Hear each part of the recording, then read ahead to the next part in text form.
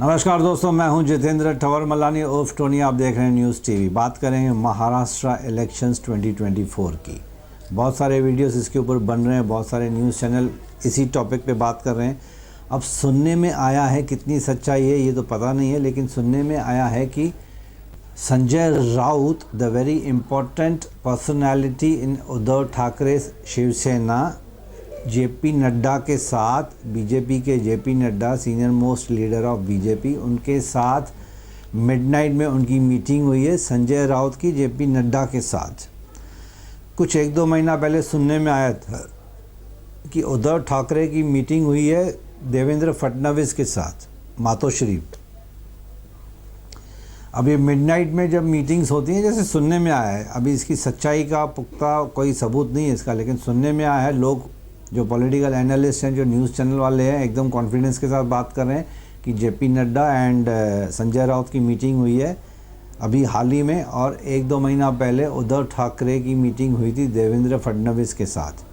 अब समझ में नहीं आ रहा है दोस्तों कि हर चैनल पे ये पार्टीज़ एक दूसरे को तो नीचा दिखाती हैं, एक दूसरे को क्रिटिसाइज़ करती हैं, बहुत ज़्यादा बिलो द बेल्ट वाली बातें भी कर देती हैं एक दूसरे के, अपोजिशन वाले रूलिंग के लिए, रूलिंग वाले अपोजिशन के लिए। लेकिन बैकडोर में फिर ये लोग क्यों मुलाकात करें, क्यों मीटिंग्स कर रहे हैं? अगर मीटिंग्स करनी है तो ऐसे पॉलिटिकल एनालिस्ट भी कंफ्यूज हो जाएंगे। ये मीटिंग्स हो रही तो क्या ये मान के चलें कि उद्धव ठाकरे, जो कि सुनने में आया है कि कांग्रेस से और एनसीपी से खुश नहीं हैं, क्योंकि उद्धव ठाकरे का मानना है कि जब तक चीफ मिनिस्टर का फेस डिक्लेयर नहीं करोगे तब तक ये पार्टी में अलायंस करना उनके लिए डिफ़िकल्ट है, ऐसे सुनने में आया है। मतलब इन शॉर्ट उद्धव ठाकरे चाहते हैं कि who will be the next chief minister face from Maha Vikas Aghadi. क्या उनके मन में ख्वाहिश है कि उनका नाम फिर से डिक्लेयर हो जाए as a would be chief minister of Maharashtra from Maha Vikas Aghadi? क्या उनके दिल दिमाग में ये चल रहा है? ऐसे पॉलिटिकल एनालिस्ट और यूट्यूब चैनल पे जो छोटे बड़े न्यूज़ चैनल वाले यही चर्चा कर रहे हैं कि क्या उद्धव ठाकरे को फिर से चीफ मिनिस्टर बनने की ख्वाहिश है। तो मेरे ख्याल से कोई गलत भी नहीं है। हर इंसान चाहता है कि बड़ी पोस्ट पे जाए, हर इंसान चाहेगा कि उसकी पॉलिटिकल पार्टी रूलिंग पार्टी में आ जाए। तो अगर उनके मन में ख्वाहिश है, अगर अजीत पवार साहब के मन में ख्वाहिश है, अगर कांग्रेस के किसी सीनियर लीडर के मन में ख्वाहिश है कि मैं चीफ मिनिस्टर बनूं, तो कोई गलत भी नहीं है, क्योंकि पॉलिटिक्स में everybody wants to become the chief. तो खैर एनी हाउ, अब ये सुनने में आया था कि Uddhav Thackeray is not happy with Congress, क्योंकि इनके बीच में आपस में तालमेल नहीं हो रहा है, डिसाइडिंग फैक्टर नहीं बैठ रहा है कि कौन कितनी टिकट्स पे फाइट करेगा।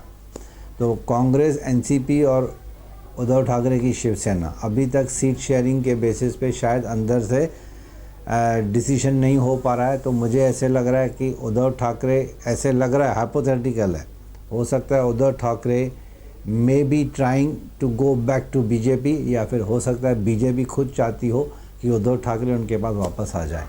लेकिन हर चैनल में, हर न्यूज़ में तो हम ये देखते हैं कि पब्लिक रैली में, प्रेस कॉन्फ्रेंसेस में वो एक दूसरे को बहुत गंदे तरीके से क्रिटिसाइज़ करते हैं।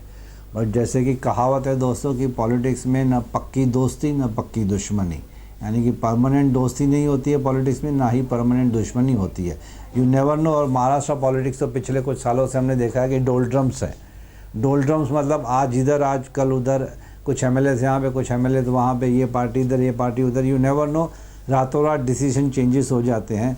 तो let us hope for the best. हम तो यही चाहेंगे कि महाराष्ट्र की डेवलपमेंट हो, लोग खुश रहें, इंफ्रास्ट्रक्चर इम्प्रूव हो जाए, नौकरियाँ मिले, फार्मर्स की डेथ ना हो, खुशहाली रहे महाराष्ट्र में, नहीं पूरे इंडिया में भी रहे।